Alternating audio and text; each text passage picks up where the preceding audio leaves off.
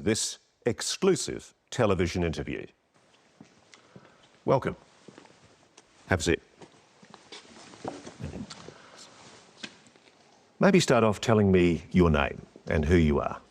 My name is David Grusch. I came from a blue-collar family in Pittsburgh. I didn't have the money for college. Always admired people in uniform. And I've always wanted to be a part of something bigger than myself. 18 years ago, I got an Air Force scholarship in physics. I originally commissioned on active duty in the Air Force, served 14 years in the Air Force. I look at this photograph, Dave, and I see a very proud officer. I was getting promoted to captain when I was deployed. And you still love your country, don't you? Absolutely. A career intelligence officer, Grusch spent time on the ground in Afghanistan and other places he can't mention before rotating back to Washington. I was an intel officer for the U.S. for 14 years. My last position, which I left in April of 2023, I co-led the UAP portfolio for the National Geospatial Intelligence Agency, and some of the highest officials within the Department of Defense and intelligence community used to call on me to advise them on some of the hardest target sets that the country had. You are one of the most trusted former intelligence officials in the US defense and intelligence establishment. Yes, I was. You were trusted with the most intimate secrets. Yes. And he says the most earth-shattering of those secrets were revealed after 2019, when he was invited to join the UAP task force. You had the security classifications to go anywhere and ask anyone anything. I had, based on my formal security clearance and multiple polygraphs, I had the ability to be read into any program that I needed. At one point in time, I was extremely highly cleared.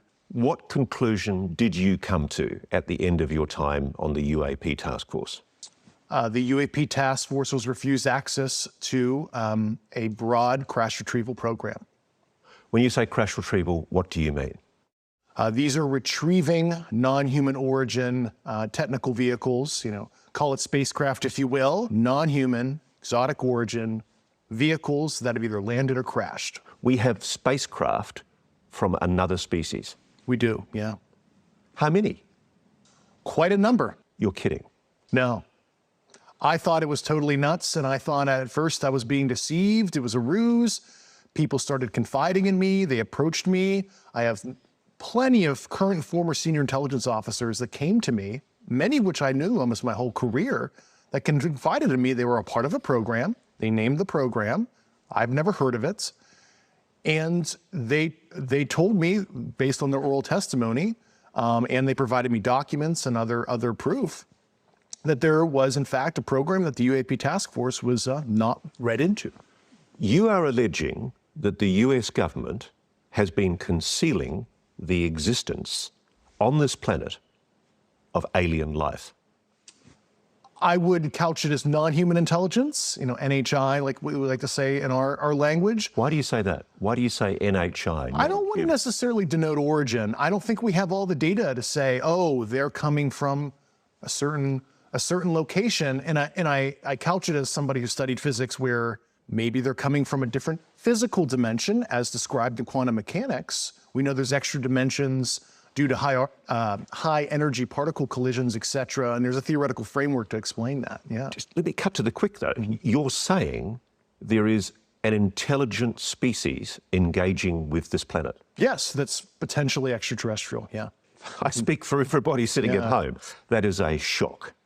It was to me, and I had a lot of sleepless nights. Grusch says he's never personally seen non-human intelligence, but he's spoken to enough people directly involved in what he calls the program that he's convinced it's real. I started out as a non-believer. I came to the problem as a hardcore physics guy, intel officer, so I have a, excuse my language, high factor. I was very methodical, interviewing people who didn't know each other, making sure this wasn't some kind of cover-up of some other program. He says he pressed to gain direct access to this program, and that's when his trouble started. Grusch claims his investigation was stymied, his requests for access rebuffed. They shut the door in my face. They denied me access to these programs. Soon after, he says, he endured reprisals and retaliation from above. He then reported that information to the Intelligence Community Inspector General.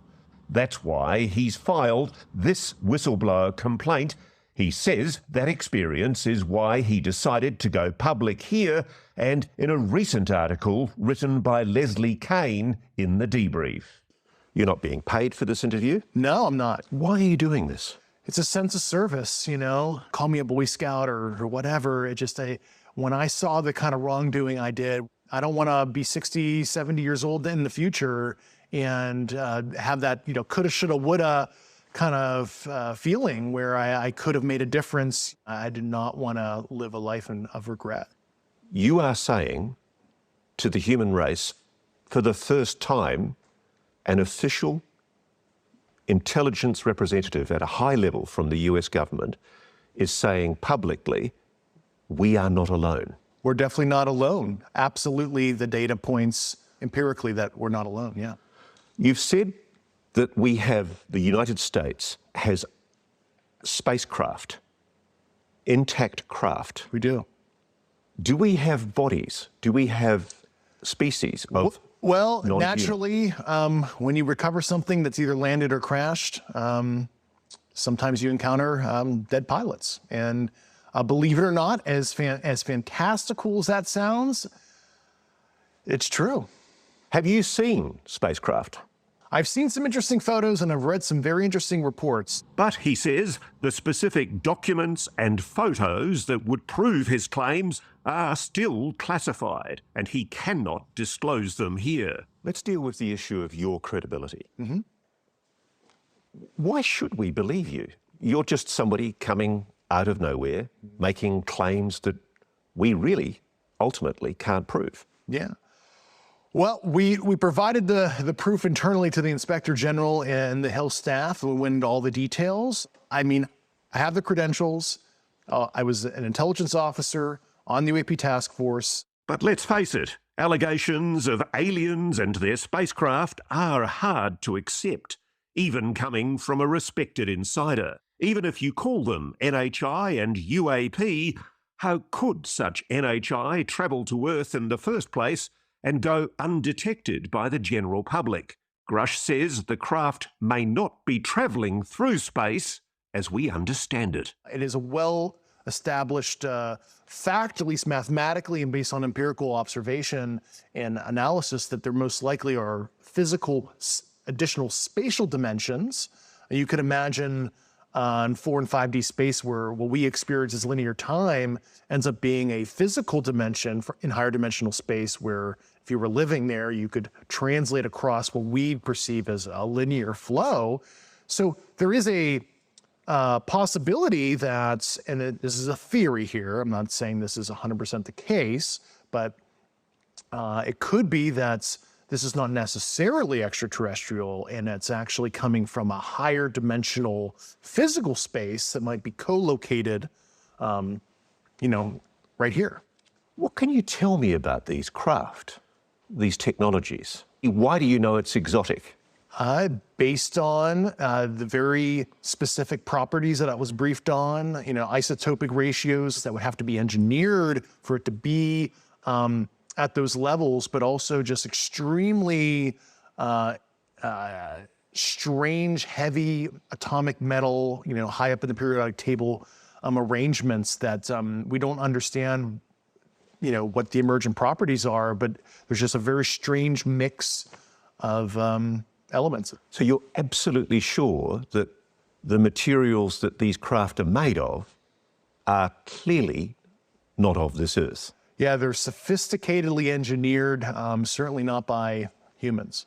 And while Grusch says the US has gleaned some insight from these materials for military use, so much more could be done if academia and the private sector had access. It's totally nuts that humanity as a whole, especially, you know, the US citizenry as a whole, they're not even benefiting from broad research on this to solve, you know, propulsion, energy issues, novel material science that can improve people's quality of life. It's just totally nuts how it's been protected and inhibits progress. If you're right, if you're telling us the truth, everyone, the entire American public, has been lied to for decades. Yeah, there's a sophisticated disinformation campaign targeting the U.S. populace, which is extremely unethical and immoral. Coming up, how long has this been going on? A lot of the things I was briefed on were very shocking. 1933 was the first recovery in Europe, in Magenta, Italy. They recovered a partially intact vehicle. It's long been known that the regime of dictator Benito Mussolini documented numerous UAP during this time. This internal memo from the Italian secret services includes crude drawings of the UAPs. It's true, it's real. Yeah, that actually happened. The Italian government moved it to a secure air base in Italy for the rest of kind of the fascist regime until 1944, 1945. And, you know, the Pope Pius XII back-channeled that. So the Vatican was involved? Yeah, and told the Americans what the Italians had, and we ended up scooping it. So let me be very clear about this. You're saying that the Catholic Church, the Vatican, they know about the existence of non-human intelligence on this planet? Certainly. Grusch says shortly after the dawn of the atomic age, another major crash recovery took place. You've probably heard of it. What can you tell me about the Roswell craft? Fortunately, those details were not approved for me to talk about right now. This much we know. In 1947, an object crashed in the New Mexico desert near the town of Roswell. The Air Force recovered material described as metallic and rubbery, though the government changed its story as to what it was, calling it a flying disc at first, then a weather or spy balloon. It just read ridiculous to me that the US Air Force had changed its story. Yeah, and they added additional elements over time and tried to conflate additional programs to explain some of the events. Why are these things crashing? Yeah, you know, some are landed, some are crashed, and I think that's an interesting discussion that's come up, you know, as advanced as, you know, we are, you know, as humans, right? You know, planes crash, cars crash. Just because you're some advanced sentience that has advanced technology doesn't mean some small percentage of your, I'll use the Air Force term like sorties, you know, meet an unfortunate operational conclusion, as we might want to say. Most people would tell you the Roswell incident has been thoroughly debunked. In fact, the Air Force published this report in 1994 to put the issue to rest once and for all.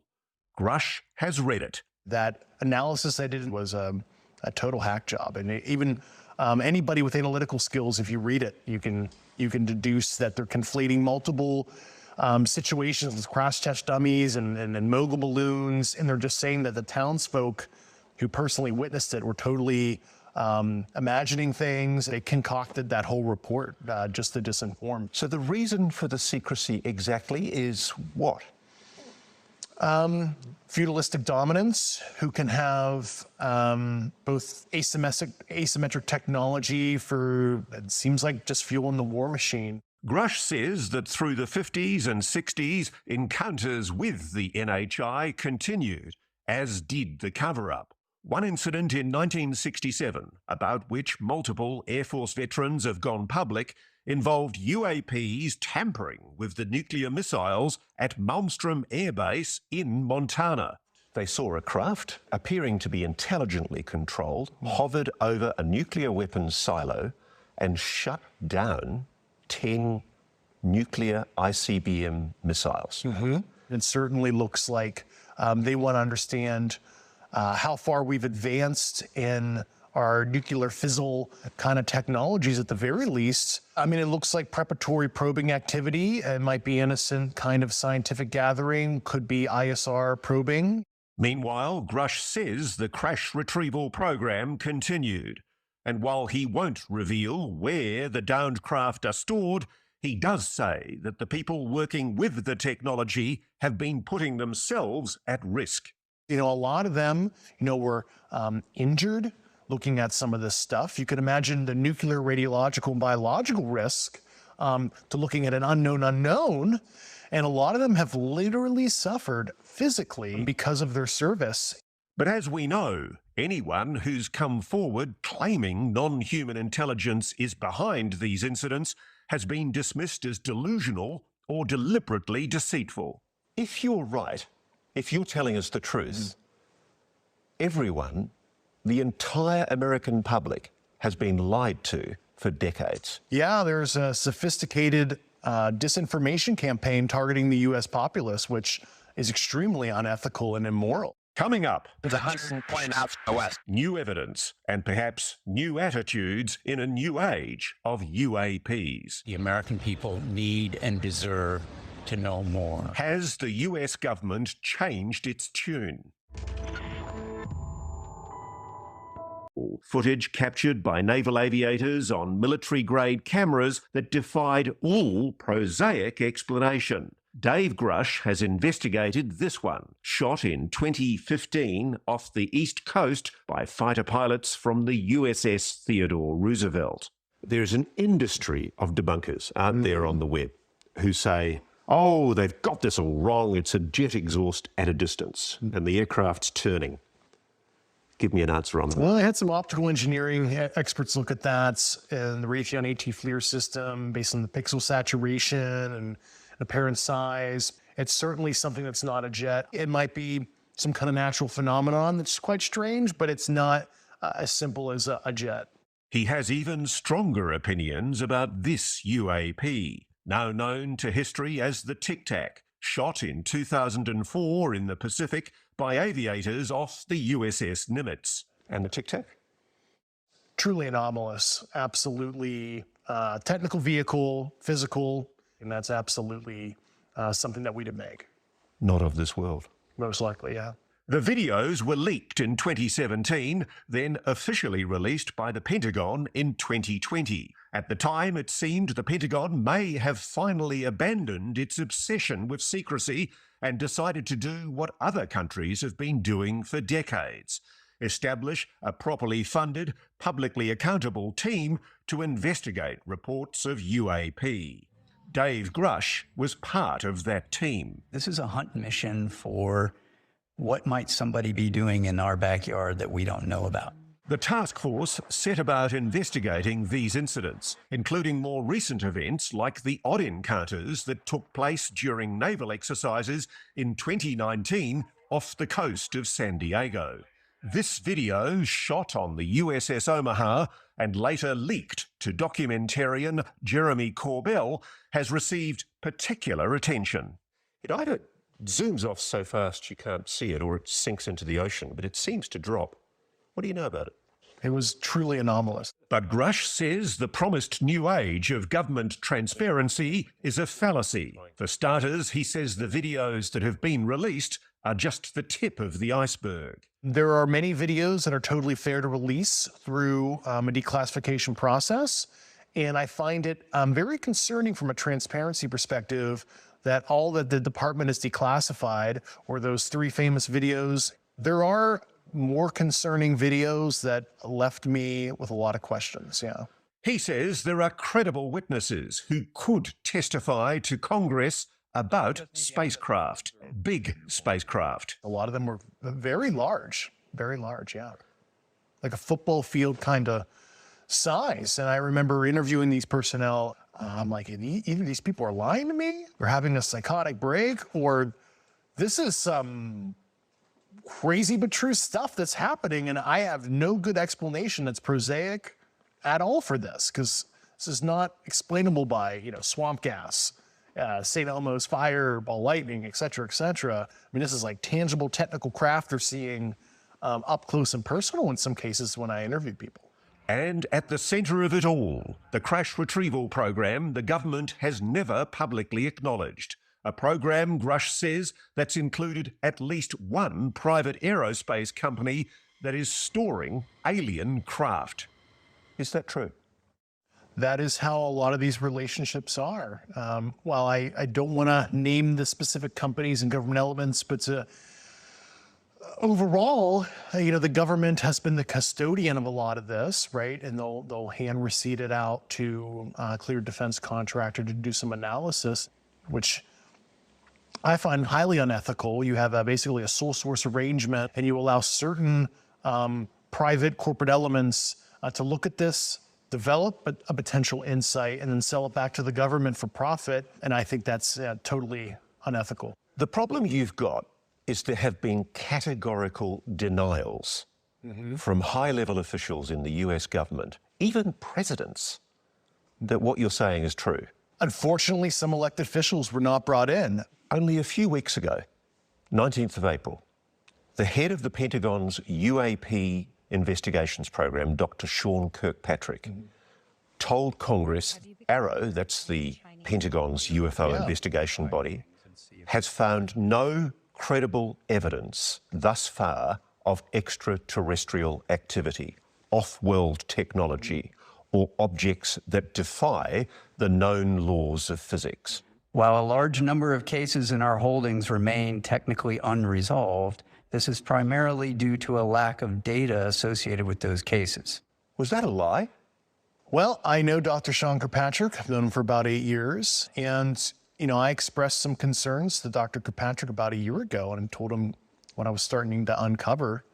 And he didn't follow up with me. And he has my phone number. He could have called me. I hope he ultimately does the right thing. He should be able to make the same investigative discoveries I did. It's totally crazy if he doesn't. So the implication here is that the head of the very body that Congress has ordered to tell the American public the truth about UAPs is possibly misleading the American public.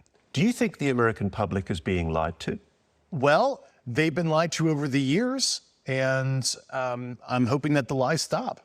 Coming up, it gets even scarier. The UFO whistleblower says the NHIs aren't all friendly. Have human beings been hurt or killed by a non-human intelligence? And guess who they might be working with? We're in a competition with their adversaries to understand this. And it's a multi-decade Cold War that has been under our nose for so long.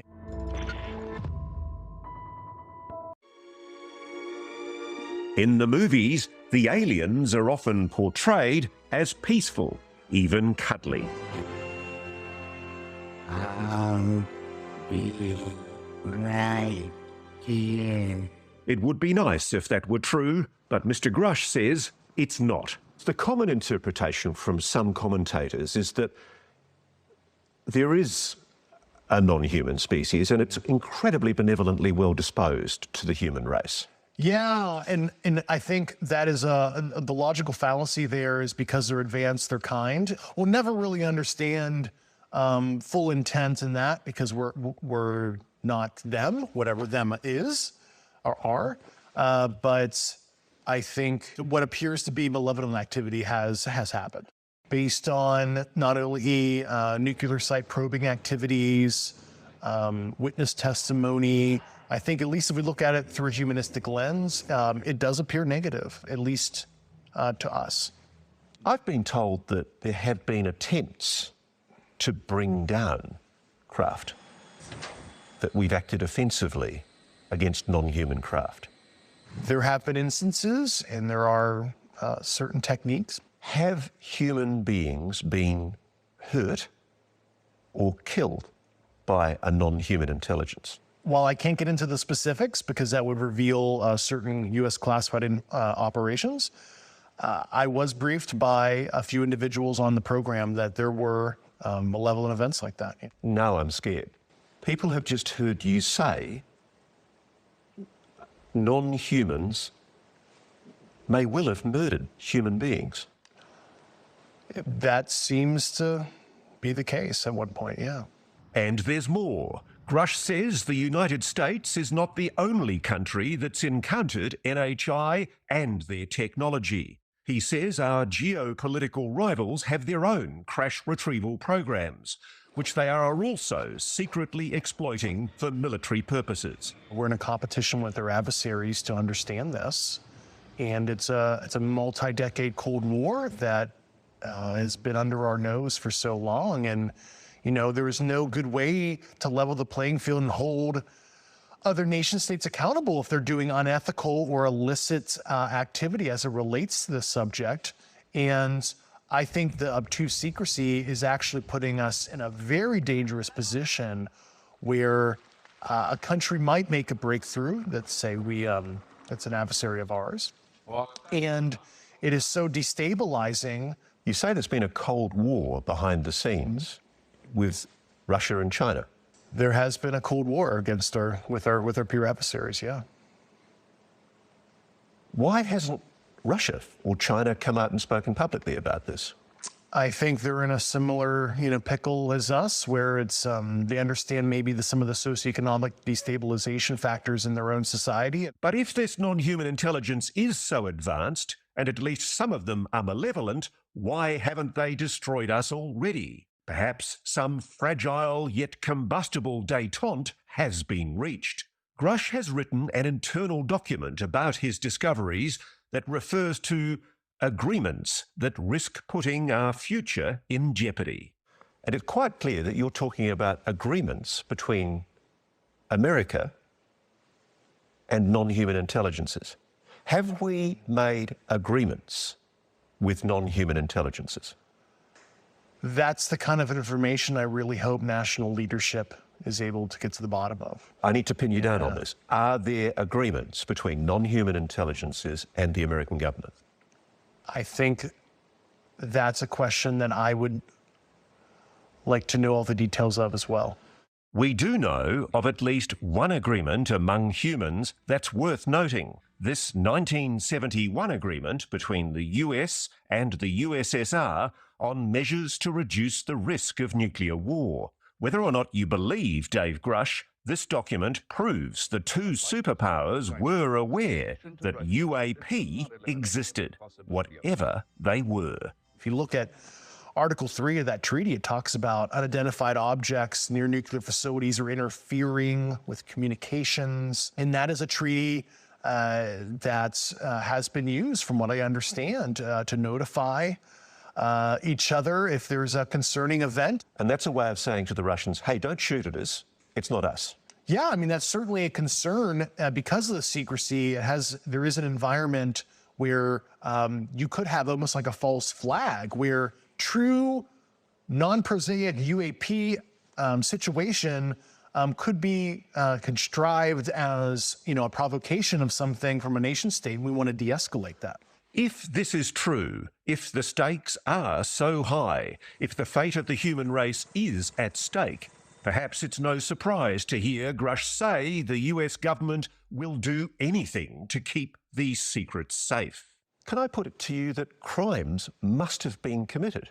At the very least, I saw substantiative evidence that white-collar crime was committed. Have people been killed to protect this secret? Based on the people I talked to, that was an ongoing concern. Yeah, unfortunately, I've heard some really un-American things I don't want to repeat right now. So you have a strong suspicion that people have been murdered to protect the secret? Over the years, yeah. Coming up, a reality check. Is it possible that you're deluding yourself? It's time to put our whistleblower's credibility to the test. Everybody watching this right now is looking at your face. They're going, is this guy for real?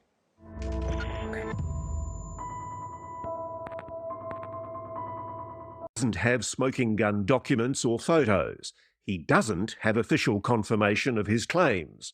He's just a guy talking on camera, and a lot of his answers to our most pointed questions sound like this. Can you comment? Unfortunately, I cannot. So who is this guy really? I don't want fame or fortune. I'm just here to provide public leadership on an issue that I uncovered, and I thought it was totally outrageous. News Nation has confirmed through multiple sources that Dave Grusch is who he says he is, an Air Force veteran from Pittsburgh who worked in military intelligence and was part of the UAP task force. maybe he's just a confident, well-spoken, ex-military intelligence officer who just happens to have lost his mind. Do you have any kind of mental illness? No. Have you ever had a psychosis, a delusion? No. Is there anything in your medical history that might be capable of being interpreted as a reason why you might be confabulating, making things up? No, I'm not a disgruntled employee. I resigned on my own accord because I thought altruistically it's more appropriate to show thought leadership on the outside on this now, because I, hit an impasse within the government to try to right this wrong. So I've got to be blunt about this. You're not making this up. This is not a lie. No, absolutely not.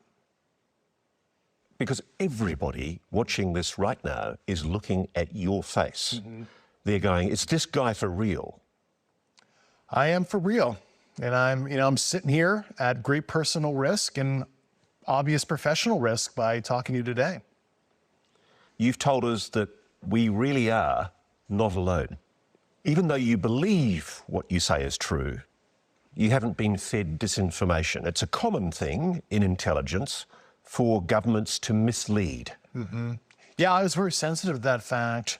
Was this some kind of ruse against me? Am I being used in any kind of way? And I took about 4 years being very methodical before I filed my whistleblower complaint to be absolutely certain of these basic facts. So take me through the process of how you convinced yourself that this is real. Well, based on the credential people that came to me, some of these subjects provided me sensitive foreign intelligence to read, sensitive program documents and photographs to evaluate, and then described in very specific detail how all this worked. And they were telling me the exact, extremely specific details that it all checked out. Yeah. You know, the thing I have trouble with, it's the fact that my experience as a journalist is it's very hard for governments to keep secrets. Most things leak. Your government leaks like a sieve. Why hasn't this leaked? Well, I've certainly been the recipient of a lot of U.S. government secrets, and I can tell you they've never seen the light of day. That's for sure. And I guess ostensibly this has leaked like a sieve for decades, but it was a very sophisticated disinformation campaign where, they have allowed some of the truth to come out through some of their trade crafts, but they've disenfranchised people, they've stigmatized it, they made it like this total wacky thing to talk about. So anybody who may come forward with that kind of information has looked like a total tinfoil hat guy, because it's a perfect amalgamation of disinformation to just make it look crazy. The best reason to believe Dave Grusch may be this document. Remember that whistleblower complaint he filed? It would seem it hasn't fallen on deaf ears. So the Inspector General of the Intelligence Services of the United States has the information you've got. Yes.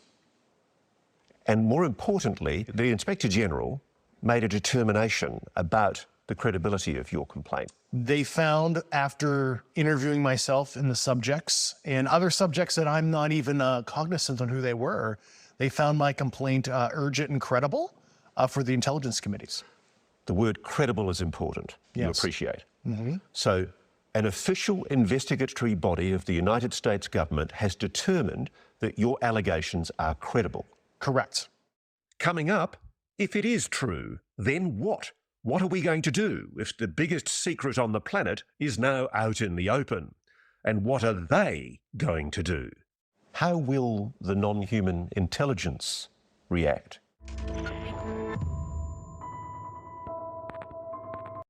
This is one of the gravest constitutional crises for your country ever. Absolutely. Give me some hope here. Yeah. There are good people. There are very good people, and I want that message to be crystal clear. Let's not demonize holistically the U.S. government. There's a whole army of people that want change. I am one of tens, if not hundreds, of individuals within the government on these programs that would like a change. What kind of change does David Grusch want? As he's said here tonight, he wants the NHI technology to be shared so the rest of the world can benefit from it. And I use nuclear weapons or nuclear physics as an example. It's an acknowledged program We have nuclear weapons, so you don't get to know the designs, but nuclear physics, holistically, is unclassified. Academia studies it. And why would you suppress basic astrophysics, astrobiology, other hard and soft sciences broadly? It's totally nuts. Grusch has left the government. He wasn't part of URO during the most recent congressional hearings when still more UAP were revealed, including this one captured by a drone in the Middle East in 2022. There it goes. His whistleblower case will take months to conclude. In the meantime, he says he's starting a scientific foundation. And he's willing to speak to anyone in Washington who has the clearance and the desire to hear the classified information he could not share here. I make myself available to Secretary Austin, DNI Haynes, who was a recipient of my complaints. I'm happy to further brief elected officials on the specific ecosystem of secrecy down to the fine details. Whoever they are. How will the non-human intelligence react to the revelation that human beings now know they're here? Yeah, I mean, obviously the non-human intelligences have been around for a while, at least multiple decades in modern history, and they've allowed ourselves to annihilate ourselves, genocide, war, famine, etc. So at the very least, I think they're kind of neutral on what humans decide to do with their free will. And as for how we, the human race, will react to his story, here Grusch evinces that quintessentially human characteristic, optimism. I don't have this utopian ideology that this is going to, solve world problems, stop war entirely. But all I want is a moment of pause and to see if the subject unites us, as we've obviously become more divided over the last couple decades. Because, if anything else, what you're revealing may mean we all start thinking of ourselves not as American, Australian, Russian, Chinese, but as human. Human family, I think that's totally the right term, yeah.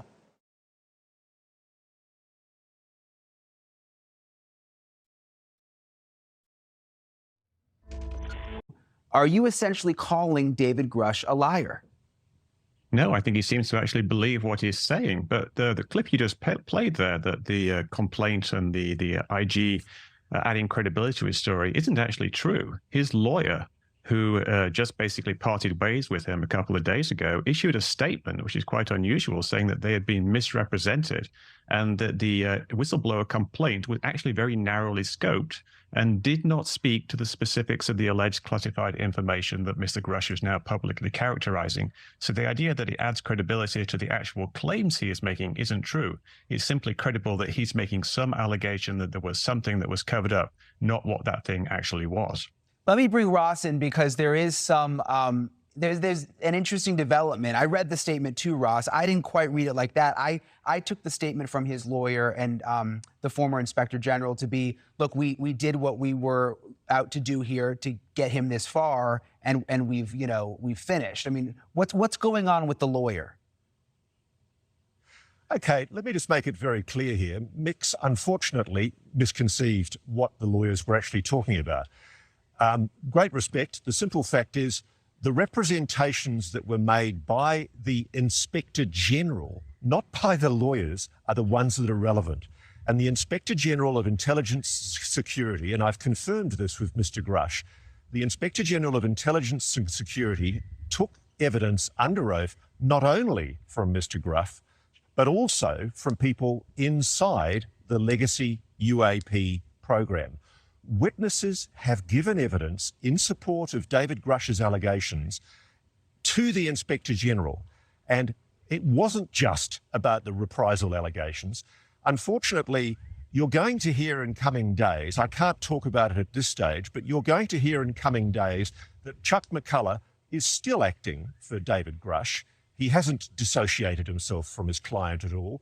And in fact, you will see something I'm not allowed to explain, but basically it'll come out in due course that Mr. McCullough is still acting for his client. Okay, we'll keep an eye on that because that'll be an interesting. I just want to get Mick back in. We'll be looking for that because there's been some uncertainty with the lawyer situation. But Mick, I just want to ask you because you're a skeptic. The thing that I keep going back to is David Grusch has these incredible credentials, high-level intelligence officer, spent years keeping these secrets, has now gone under oath, essentially, and could go to jail for lying about some of this stuff. I mean, what would his reason for lying be? I don't necessarily think that he's lying. All the stuff that he says has been cleared by DOPSA, the Defense Office of Pre-Publication and Security Review. That doesn't mean that it's actually true. It doesn't mean that he's lying, but it also doesn't mean that it's accurate. The things that have been cleared for release are I don't get it. I'm sorry. I don't understand. Yeah. What do you mean if you don't believe his story, but then wouldn't he be lying? Explain to me what you mean. No, he will be mistaken. If someone has told him stuff and he believes that what they have told him, he is not lying. He's just mistaken.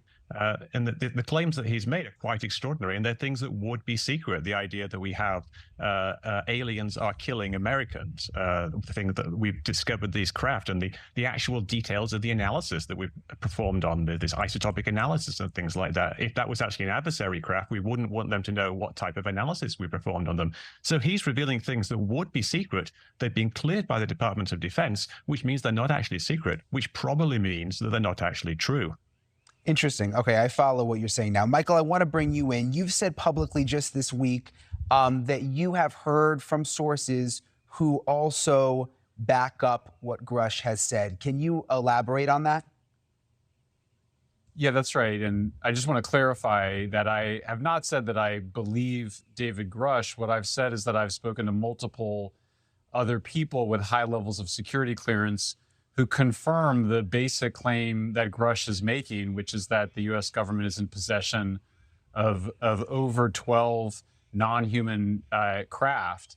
I'm actually not making statements about my own beliefs. I'm reporting what I was told by people with a lot of credibility that are in a position to know and that are very sane and so respected that they have achieved high levels of security clearance. Let me ask you, Michael, because like the number one tweet that I've gotten with people reaching out to me and commenting and sending me DMs is, Brian, you've fallen for this. This is all a distraction. The government is trying to distract us from something by putting this out there. What do people mean by that, Michael? I mean, have you heard this too? Oh, sure. And we should be concerned that the U.S. government is engaged in a disinformation campaign. It's engaged in disinformation campaigns since the late 1940s. That's not a conspiracy theory. It's very well documented. We've seen, in fact, the U.S. government has admitted to it. There's a 1978 New York Times Magazine article about U.S. government cover-up. We know from the 2017 New York Times revelations around, including the videos, that the Pentagon had been studying this for decades and covered it up. So, I mean, just to cut to the chase, I think the issue here is that if you're really sure that there's no non-human craft in the possession of the U.S. government, then nobody should have any problem with going to look for them. So really what's the question here is Congress going to finally do what it should have done many decades ago? And that's to stand up to very powerful people in the military and intelligence communities to demand that we should be able to go and search those places where the allegations are being made that there are these non-human craft. I mean, that's the bottom line. Congress needs to find its courage. I would note that, this is coming at a time where we've seen an abuse of power in multiple agencies. I've been reporting on whistleblowers from the FBI. I have more whistleblower stories coming. And we're seeing these agencies that are supposed to be under the control of, as well as the direct supervision of Congress, evading congressional oversight. That's why David Grusch and so many other people have had to go become whistleblowers to go directly to Congress because the Aero DOD agency that studies this issue had not been passing that information on to Congress. Yeah, and I see Mick also nodding his head. It does seem like regardless of what side of this issue you're on, whether you believe it or not, there does seem to be agreement that Congress should investigate and that the American people should know the truth about what is actually known. Mick West, Michael Schellenberger, thank you so much both for being here with us. We really appreciate it. Thank you. It's good to be with you.